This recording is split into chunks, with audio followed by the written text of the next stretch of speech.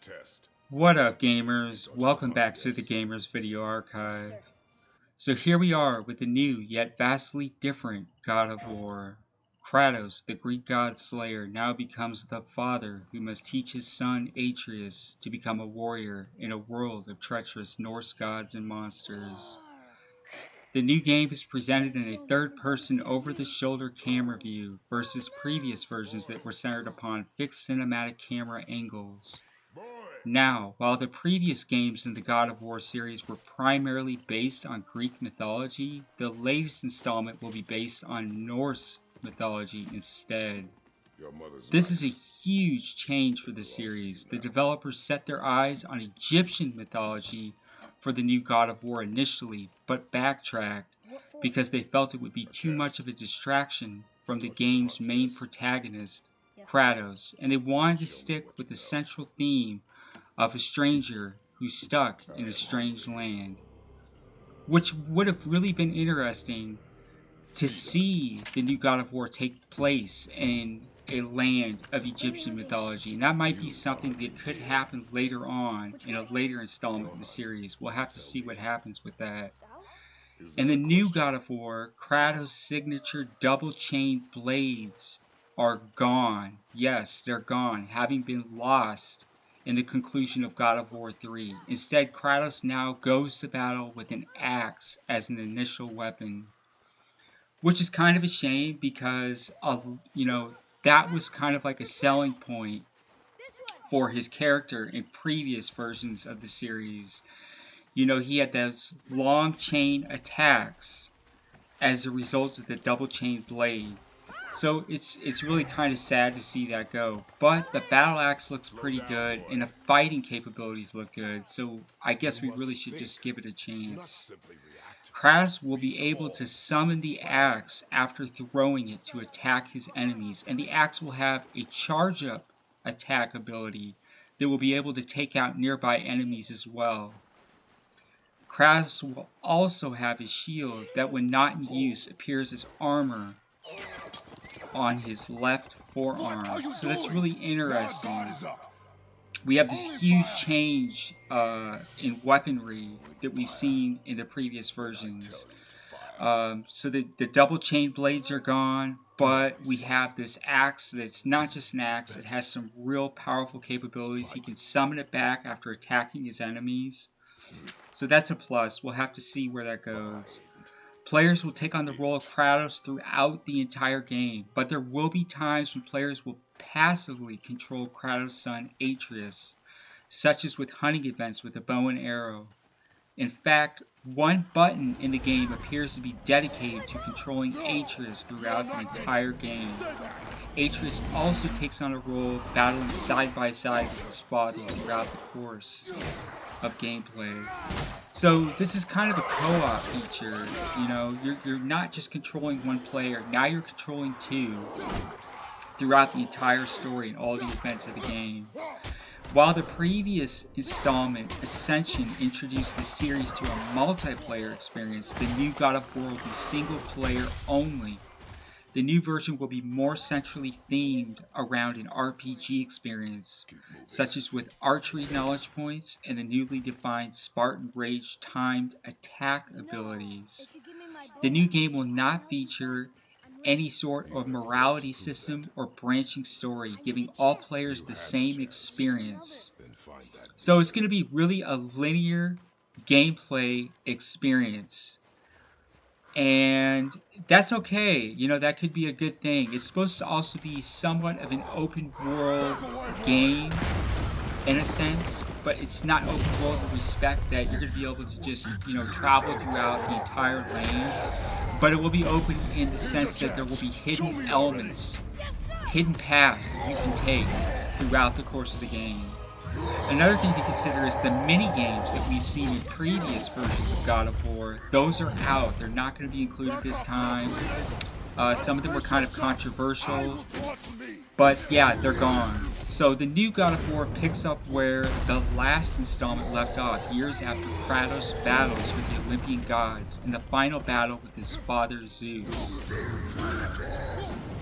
One of the really interesting aspects of the new game is that developers claim it will feature gameplay with virtually no loading screens of any kind. Yes, the loading screens are gone.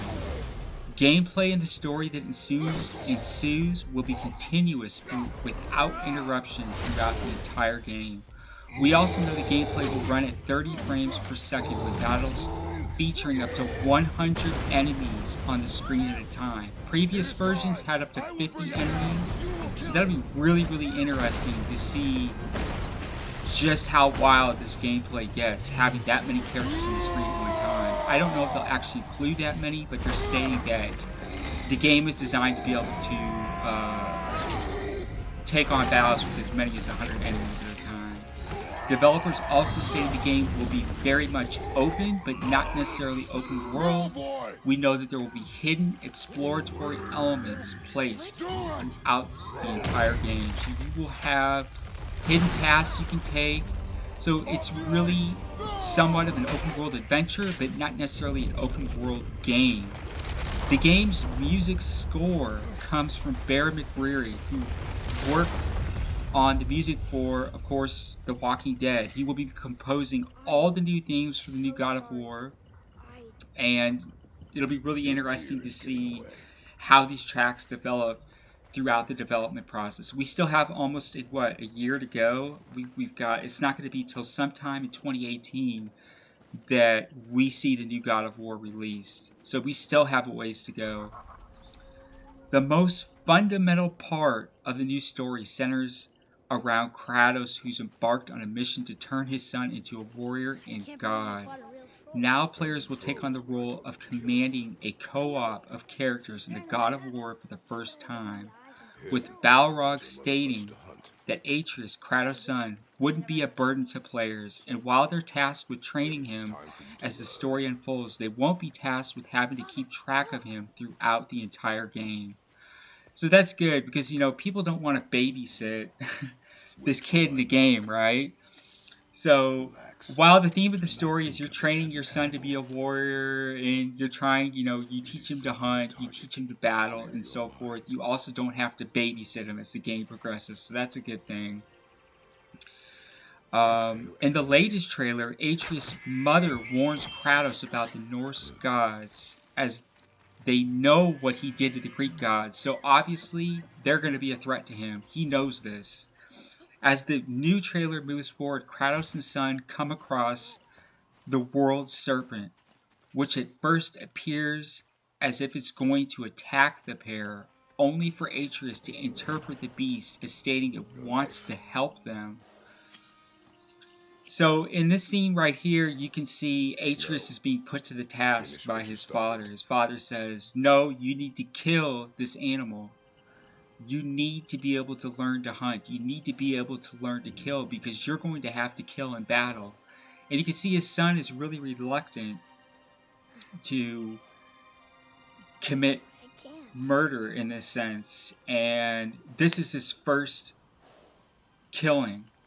You know, but the way that his father sees that, he has to learn to be able to attack. He has to learn to be able to kill in order to survive these treacherous monsters and to battle and overcome the Norse gods as the game progresses.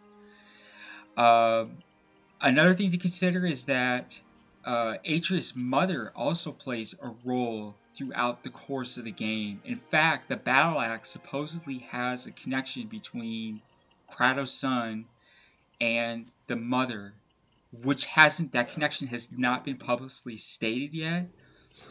But that's really, really interesting to hear. They made this weapon to have a close connection to the characters themselves.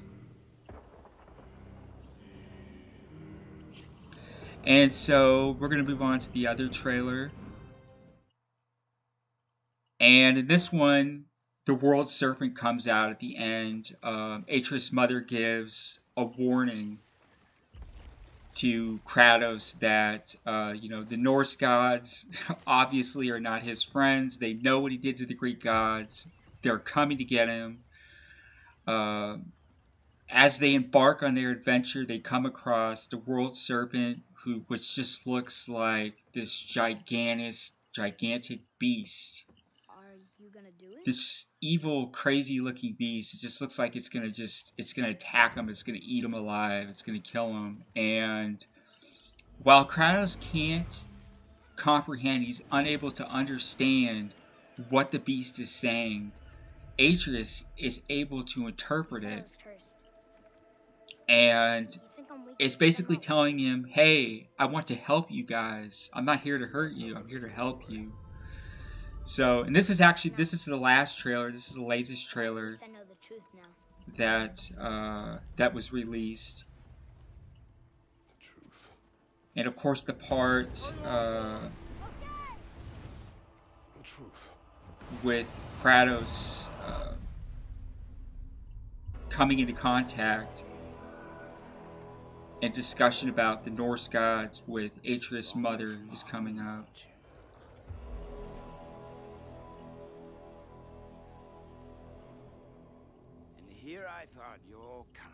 Just really wicked graphics in this game too. You can see that is supposed to be, see how that vase? That is supposed to be a picture of Kratos with his double blade, his double chain blades from previous games. What that means yet in the course of this game, who knows? And here we go. Here's some of the real fast-paced gameplay that players will be able to expect. And you can see his shield serves as a form of armor. It's offensive and defensive capabilities for Kratos. And you can see it folds over on his shoulder when he's not using it. And that's a really interesting aspect. And his axe is, you can see when he throws it, he can summon it back to himself.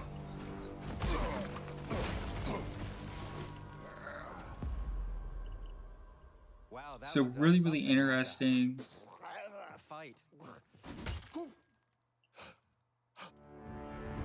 You know, it's kind of a shame they took out the multiplayer experience out of this. But it looks like the single player experience is going to be really good. And let's face it, you know, games like this, you want a storyline. You know, you want something that's immersive. You want something that you can really get into, you know, that's really meaningful. You have real battles and there's a real story, and it's not just, you know, run and gun or hack and slash in some multiplayer arena online. No place for a boy. And the enemies in this game are just wicked. I mean, the attacks, you just saw Atreus just stab this one of the Norse gods right in the forehead. Who you were before doesn't matter. This boy is not your past, he is your son. And he needs his father. And that's the scene with Atreus' mother. And so now they're going to come across the world serpent. This thing is just, this is just the craziest looking beast I've ever seen in a video game. What is this? It's like the never-ending story all over again. It's Falcor evolved.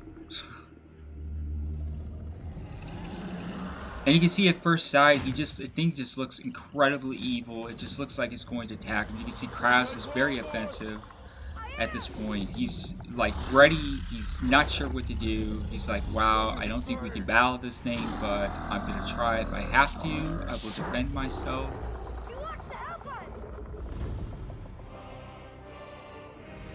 And so that is the new God of War. It's going to be really interesting to see when more trailers come out, and we'll provide more information on the game as things develop. Many thanks for watching, and until next time, take care.